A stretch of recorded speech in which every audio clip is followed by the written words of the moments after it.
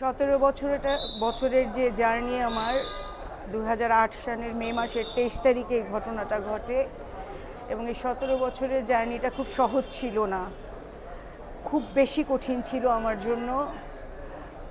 কারণ ওরা অনেকজন ছিল, আমি ছিলাম একা এবং আমাকে প্রতি মুহূর্তে আমাকে জীবনের হুমকি পেতে হয়েছে। আমি অনেক কষ্ট করে আজকে এই জায়গায় আসছি, তবে আল্লাহ রাব্বুল আলামিনের কাছে আমার এইটুকু শুকরিয়া যে শেষ পর্যন্ত সত্যের জয় হয়েছে।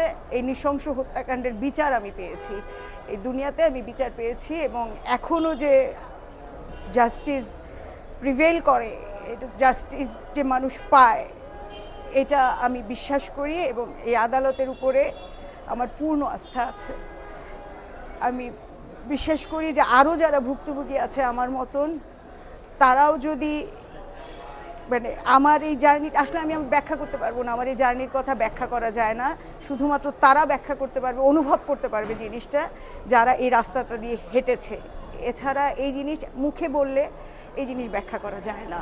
তবে আমি খুশি, আমি অত্যন্ত আনন্দিত এবং আমি সরকার পক্ষ অ্যাটর্নি জেনারেলের অফিসের কাছে, প্লাস আমার যে আইনজীবী মাসুদ সোবাহান, আমি সবার কাছে কৃতজ্ঞ যারা আমার এই জার্নিতে আমার সাথে ছিল। প্রতিটা মুহূর্তে তারা আমাকে সাথে দিয়েছে, আমাকে মানসিক শক্তি জুগিয়েছে। আমি তাদের কাছে কৃতজ্ঞ। আমি অ্যাটর্নি জেনারেল অফিসের কাছে অনেক কৃতজ্ঞ এবং সরকারের কাছেও কৃতজ্ঞ। আপনার এক ভাই তো মারা গেছে। জি, আমরা শুনেছি আপনার অপর দুই ভাই পঙ্গু। ওনাদের শারীরিক অবস্থা কেমন আছে? দুই ভাই পঙ্গু বলতে এক ভাইয়ের হাত নড়াতে পারে না, যেখানে আরেক ভাইয়ের শরীরে এখনো 4টা বুলেট বিদ্ধ আছে, ওইটা বের করতে পারবে না।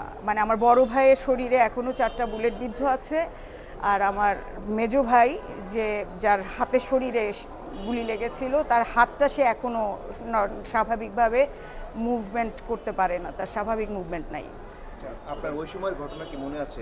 স্মৃতি এই স্মৃতি কি কখনো ভোলা যায়? বলেন কি হয়েছিল?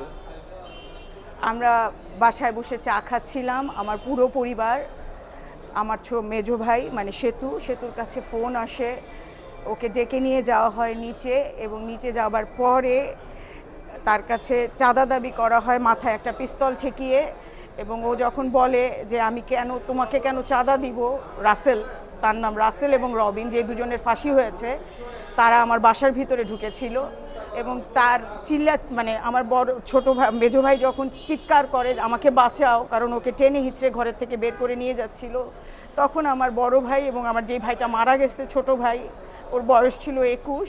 আমি আমার ভাইকে ফেরত আনতে পারবো না, আমি এইটুকু আনন্দিত আজকে যে আমার বিচারটা আমি পেয়েছি। হ্যাঁ, বাড়িটা মূল মোটিভটা আমাদের বাড়িটা দখল করা, মূল মোটিভটা ছিল বাড়ি দখল করা। এখানে একটা চাইনিজ রেস্টুরেন্ট ভাড়া নিয়েছিল ওরা, বিকজ এটা একটা প্রি প্ল্যান্ড মার্ডার, এটা তারা প্ল্যান করেছিল, তারা আমার এই বাসাটা চাইনিজের জন্য ভাড়া নিয়েছিল এবং তারপরে পুরোটা তারা প্ল্যান করে, এবং এই যে কিলার যে গ্রুপ, এই কিলার গ্রুপটাকে তাদের সাথে যোগাযোগ করে, ঝলক মাস্টার মাইন্ড তো ঝলকই তাদেরকে যোগাযোগ করে আমাদের বাসায় নিয়ে এসে, এরপরে আমার বড় ভাই এবং আমার ছোট ভাই তারা উপর থেকে দৌড়ায় নিচে নামে, আমরা পেছনে থাকি, আমরা পেছনে নেমেছি তাদের। তারপরে আমরা যখন গেটের কাছে পৌঁছাই তখন আমরা অনেক গুলির আওয়াজ শুনছি, অনেক গুলির আওয়াজ। অবশ্যই আমি ফাঁসি দ্রুত কার্যকর হোক এটা চাইব, এবং আমার মতন ভুক্তভোগী যারা আছে তারা যেন সবাই বিচার পায়, এটাই আমার প্রার্থনা। কত বছরের আইনি লড়াই আপনার? 17 বছর। 17 বছর। Thank you.